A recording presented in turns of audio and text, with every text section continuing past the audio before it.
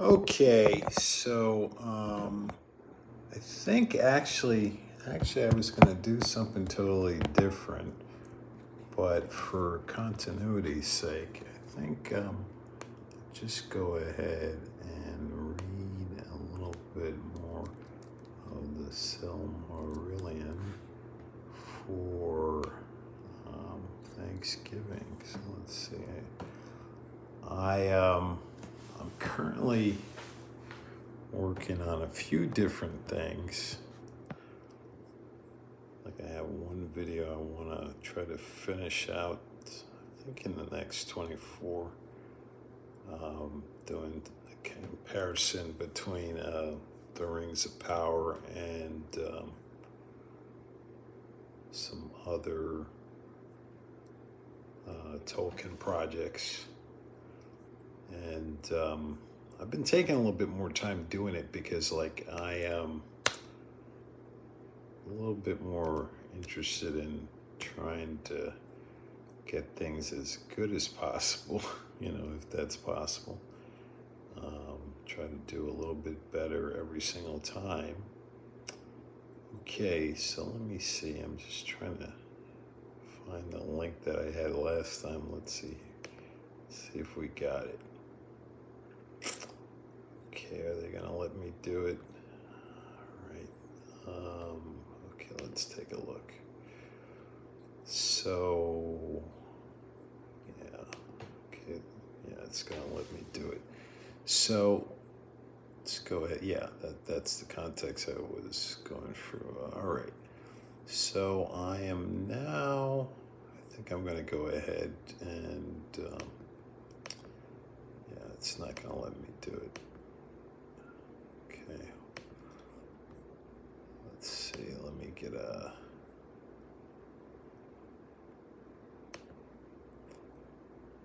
Yeah, I'm gonna end up, getting just paperback because I think that's just gonna make it easier in the long run. Let's see where we're at. So in the meantime, let me see what's going on. Okay.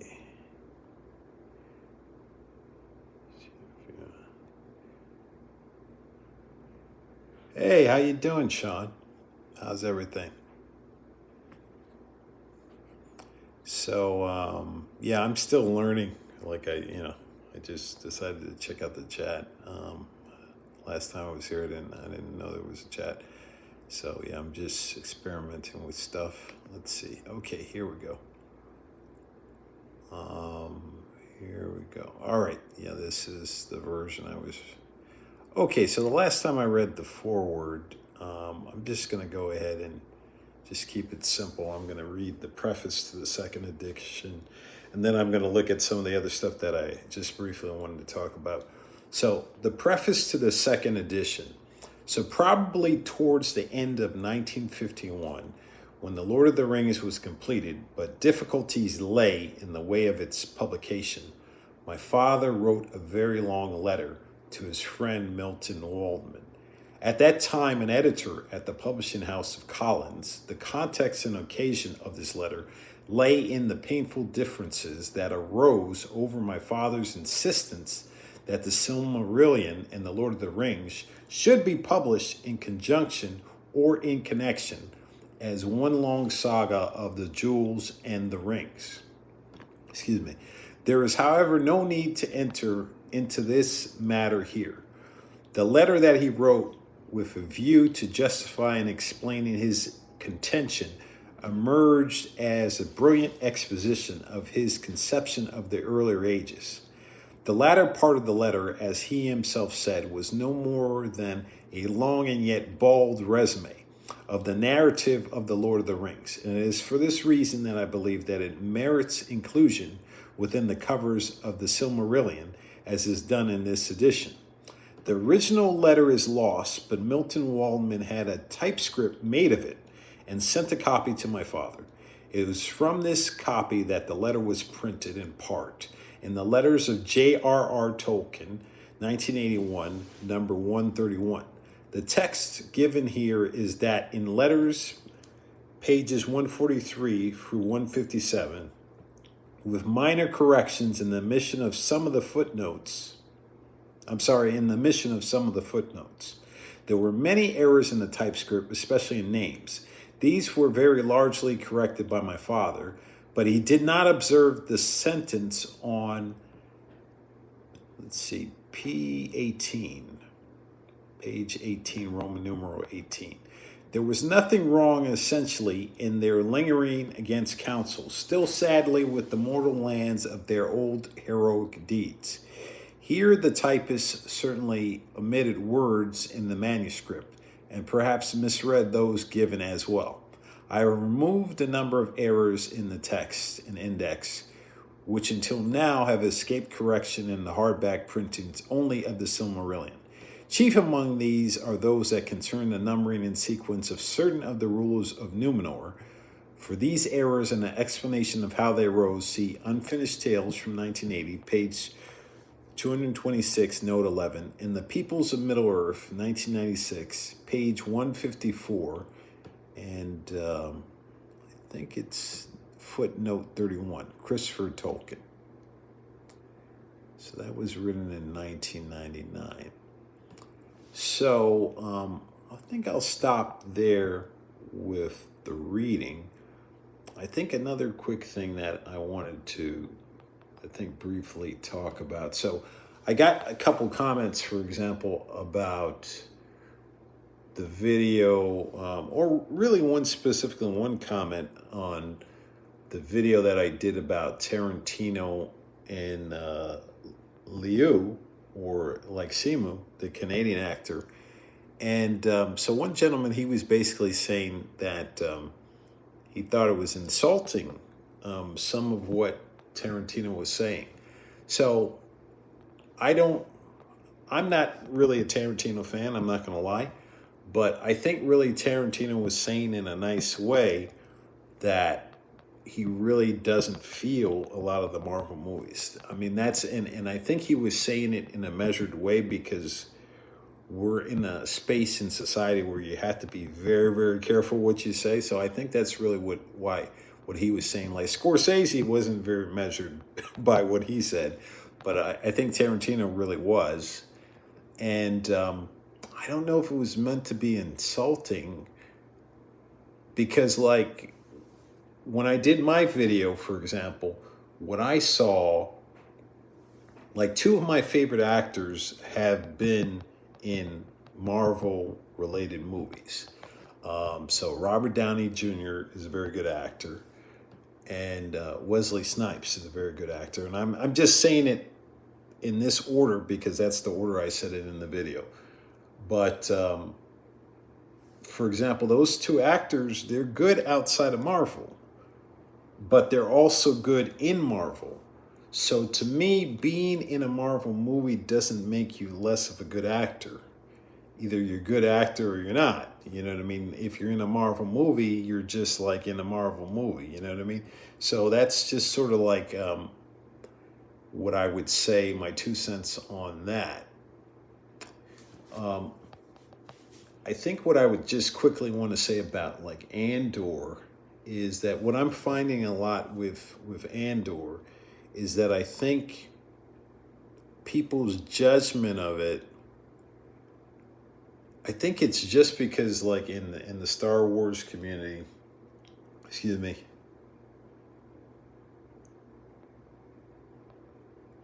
Yeah, I mean, yeah.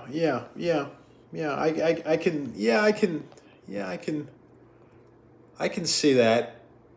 I mean, like the way he talks usually, what you just described, Sean, is it's one of the problems I have with him because he kind of mouths off. But I did the video on him because like I don't really totally like find him to be wrong in this situation, you know. So he's gotten into beef with a lot of other people. And some of the people, sometimes I don't mind. Like he got into beef with Spike Lee, he's got into beef with other, I don't really have problem with that. But yeah, I can see how it would kind of come off like, you know what I mean, he's being pretentious, or he doesn't really care, or he's just mouthing off.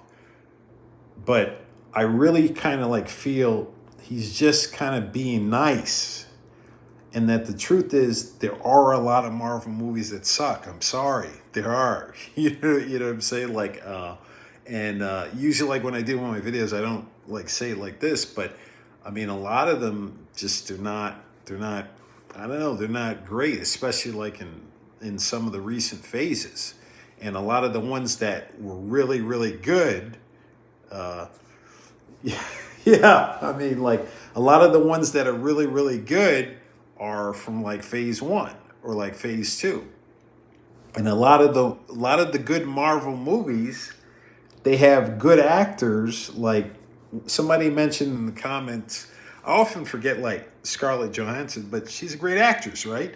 And she's in a bunch of Marvel movies, but she doesn't have to be in Marvel movies. You know, you know what I'm saying? You know, it's just it's a good gig, so she's in Marvel movies.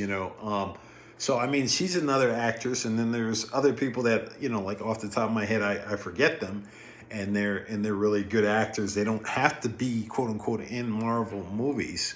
Um, but yeah, like Scarlett Johansson, that's another perfect example. Like the movies, like basically, I think it's like the movies in which had the good actors were, the most interesting ones, and then, you know, when you started getting, I don't want to say you get less talented people because, yeah, I don't know. Just let me take some water. Sorry.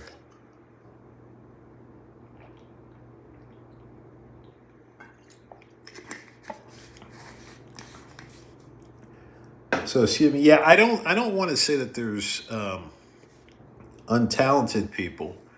Like for example, even like when he brought up, and I think this is something like a quote, like if I get it right, about it's Captain America, that they're not seeing the movie for like Chris Evans. I really don't know that that's true. I mean, like supposedly like Chris Evans is like now the sexiest man alive. No, I think they went to see Captain America because of Chris Evans. Really, I mean, like that's I don't know. It's just kind of a weird thing, but I can say that the side of it where I agree with him, that I think essentially there are, and I already mentioned them, there are good actors that they don't have to do Marvel. Like Robert Downey Jr., if he doesn't want to, never has to ever do a Marvel movie. You know what I mean? Like if he does another one and he shows up as a CGI, he's going to do it because he wants the cake, but he doesn't really need to develop himself as an actor or anything like that. And so I think that's what I want to say probably about that, like right now. And I think what I was trying to get to a little bit earlier with just like the thing with Andor, I think what happens with Andor is that I think that people feel, because we're, as far as Star Wars, there's so much division. I think people either feel like either I have to really hate Andor or I really, really have to love it. And that's what I've seen mostly. I've mostly seen like people like either I love it, it's really, really good, or there are other people like I hate it, it's trash, everything sucks about it. And I haven't really seen any middle ground. And like for me, there really actually is some middle ground. And so what I'm going to say, and I'm going to kind of wind this up because I only wanted to do 15 minutes. I'm just still kind of getting the hang of this, and I want to slowly do this more and more and more. I think what I want to say is that I have, in the backdrop, I have stuff that I'm working on. And some of it, I haven't released it yet because I don't want to just release it. I have one thing that I've been working on for about 2 weeks, and I think I mentioned a little bit at the beginning. And I'm doing like a comparison between a couple really one very important character in Tolkien literature, and I'm looking at that, and it's taken me longer than originally I had wanted, because I want to do a good job. And also, I wanted to get a little bit beyond the Rings of Power. I'm going to do more stuff about Rings of Power, but I also want to get beyond Rings of Power, because I don't want to just bash it to death, which, you know, I find fun at times, but it's a little bit of it, it's a little bit corny to just like beat it up all the time. And so I'm starting to ramble a little bit. I did my 15 minutes. If I didn't say it before, have a happy Thanksgiving. Thanks for checking me out. Later.